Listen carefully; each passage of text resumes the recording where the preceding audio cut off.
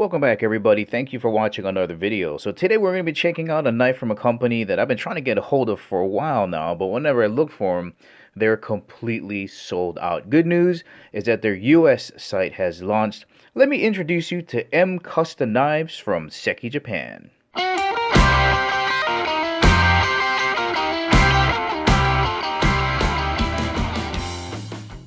And of course, if at the ending of the video you feel like purchasing the knife mentioned in this video, make sure you check out the link in the description below. Alright, before beginning, the actual correct pronunciation is Mcusta. So there's a lot of people out there pronouncing it Mcusta, which is fine too. They're going to understand what you're talking about. But really, right there, the pronunciation is Mcusta. Let's just open this up really quickly so we can see what's in here. This beautiful folding knife, which we'll get into the specifics in just a little bit, but just to show you the beautiful ironwood pattern. Look at the depth. You can see just way down in there. Beautiful. All right, you know what, we're going to begin. Let's start off with some size references. Now, when you find this knife online, it could be called a couple of different things. Here's the model number. It's Mc-0125D. Now, I've seen it listed without the zero. I've seen it called a bunch of different names. It's very hard to tell the difference between online. I think the older or the larger version or smaller version was called the Wave. I believe this one can be found under Tactility is the name of that one there. Well, of course, let's start off with some quick size references. So there it is next to a Sharpie, standard size Sharpie. Let's put that up here. And let's get the larger permanent marker down here. All right, drink that in. Gonna turn it that way so you can get a reference this way, but the thickness of the permanent marker versus the standard one here on the right. All right, let's get some size comparisons with the blade open. So here again, standard size Sharpie. You can see it next to a pen. There we go. It's more actually like the length of the body of the pen. All right, set that down. You can see what that looks like there. Rotate it around this way.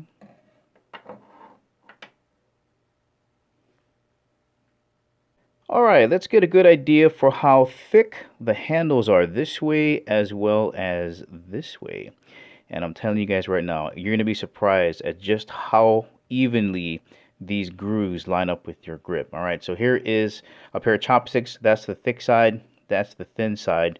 Going to switch it back around to the thick side. And a little bit thinner. Little bit thinner. Okay, here's the thin side. Can be a little bit thicker. Bring it around to the handle side. So there's a size reference there. And I think that's probably going to be closer to a permanent marker size. Yeah, right about there. All right, let's have a look at the blade thickness.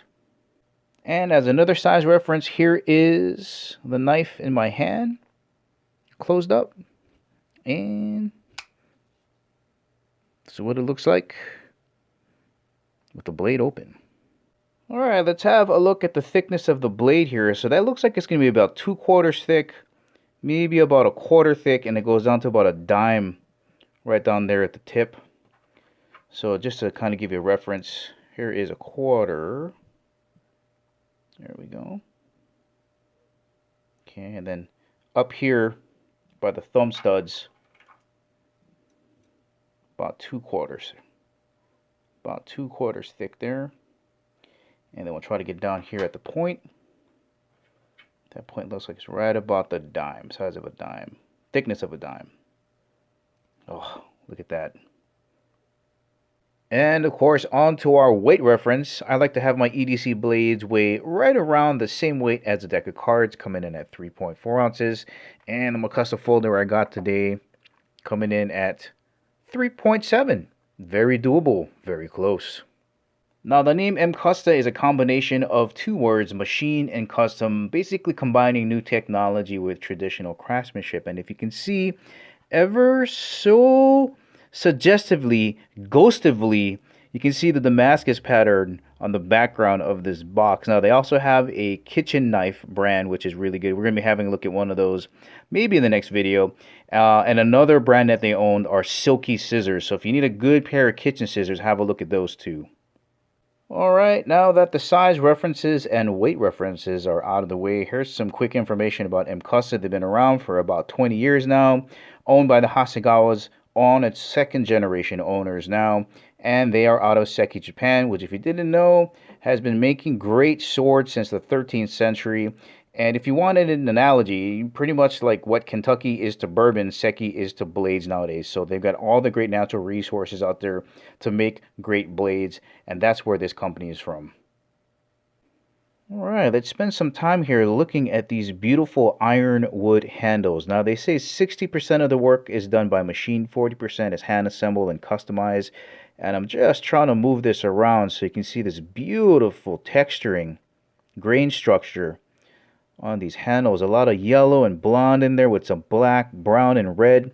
You just can't see the 3D effect, the depth of the grain structure in here. It's so nice. And these grooves fit perfectly in my grip. I wonder if this side is a little bit nicer. Oh, yeah, there you go. You can see the yellows in there. Just look at that. The light just catching those finger grooves. Hand polished. They do use machines, but it is done by hand. Also hand assembled. I believe these are T6 torque screws. That one's going to be a little bit bigger. That's probably like a, I don't know, like a 10. Just beautiful all the way around. Let me show you the grip. Oh, double thumb stud opener on both sides. The clip is also reversible. This is a tip-up carry. So you just undo those T6s and move the clip around to the other side. Okay. There's my grip. It just fits so perfectly in there. Nice little jimping up here on the top. Man, that feels good. Perfectly fitted for my fingers. Perfectly fitted. Alright, I'm going to swing around to give you guys a closer shot at that pocket clip. Look at how that dip matches up with that right there. Perfectly hits that high point in the groove. Deep pocket clip, guys. That's going to go all the way up there. No backspacer. Standard kind of standoffs there. I love the way that looks. Very clean, very airy, very open, very easy to clean. Closer look again at those T6 screws. You would just remove those and then switch the clip to the other side. Liners have been stamped out and polished. Again, this is a liner lock. We can see the liner that moves right underneath the base of the blade there. And very easy to close with one hand because of these cutouts in here and the jimping on the arm from the lining. So again, you just move it over to the side, close it with one hand. And I don't know what kind of washer system they're using on the pivot, or I don't know, it might be bearing. I think it's most likely a washer, but this thing absolutely flies open. We'll do that once more. Again, easy to close with one hand, and it goes bam. Very fast, very slick opening. And here is what that deep pocket clip is going to look like when it's sitting in your pocket. Knife will absolutely vanish. That's what it's going to look like. And actually, without looking at the knife, these notches that are cut out in here look really nice when the clip is just kind of hanging out there on your pocket. It's a nice detail. And on to the moment we've all been waiting for. Let's talk about that steel. Again, manual dual thumb stud openers. The action is so smooth. Blade just flies right open. Here is a look at that beautiful Damascus pattern. We got some waves in here. Big old knot up here. Move it around to this side so I can show you the pattern on the other side. This blade shape, it's not exactly a clip point or a drop point. Drop point would come straight and come down. Clip point would dip in here. That's more triangular shape. I would say that's more of a spear point. The grind here is a flat grind right up until it hits this shoulder right here. And a nice plain edge on there. But so beautiful. Now, according to their website, it's a 16-layered Damascus, and so this is not the traditional way of making Damascus, right? It's not made in a crucible. So most of the time now, it's forge welded. So from what I can understand on the website, it's 16 layers. So they get two types of steel. one has to be more resistant to the etching than the other. That's how you get the wavy pattern. So they most likely will layer it maybe by 8. They'll forge weld it together, so it'll smush down. They'll cut it, fold it, and then it'll be 16 layers, and they'll get that down to a billet. And from there, what they do is, if you notice, the bottom of this doesn't have any waves because most likely that's the VG10 core.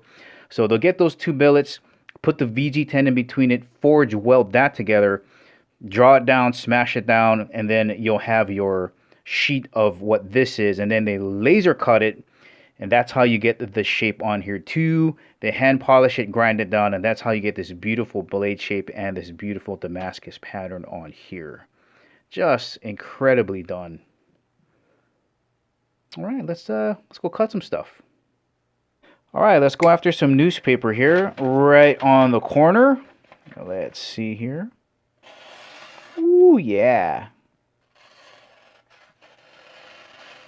Wow. That's from the sharpening choil all the way down to the point. That's what I'm trying to get in here.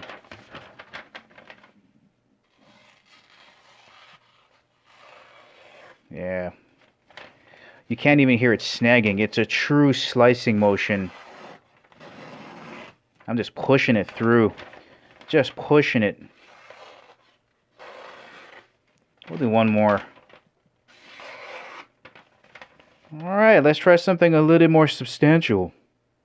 Alright, let's take a few slices from this cork here. No problem. One chip. I guess we'll do 5 of these cuts.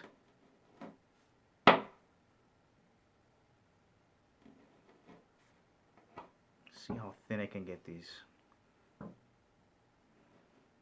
Oh, that was horrible, guys. I'm sorry. Okay, we'll try to go here.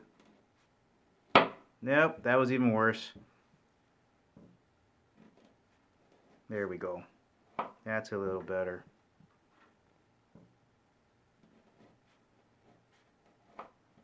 One more.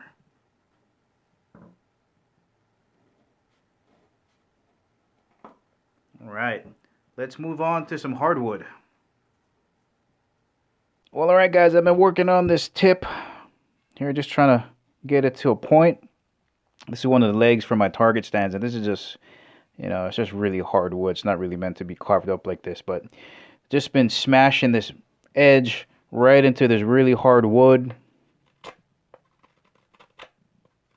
And after this, we'll test it back on the newspaper to see if it's still as advertised.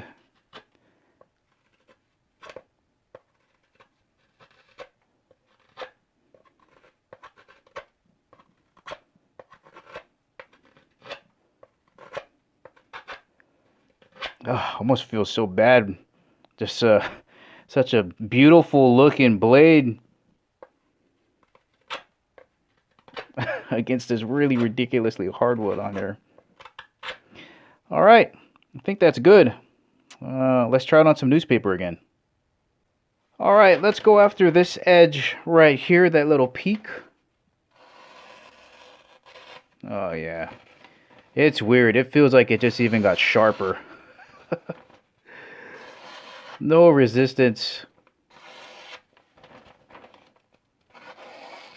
You know, I'm coming in at a really steep angle too, you know, not even trying to...